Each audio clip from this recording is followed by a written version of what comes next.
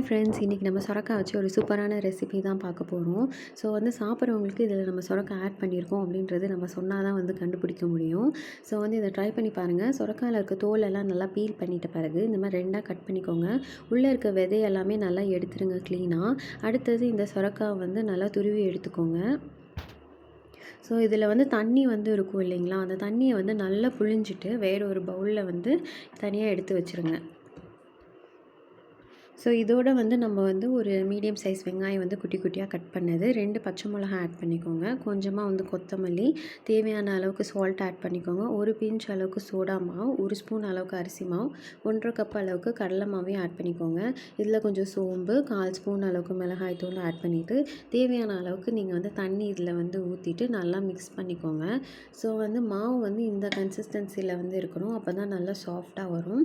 So ஒரு கடாயில் எண்ணெய் நல்லா ஊற்றிட்ட பிறகு எண்ணெய் நல்லா காஞ்சோட்டி இதில் மீடியம் சைஸில் குட்டி குட்டி உருண்டையாக இதில் போட்டுருங்க.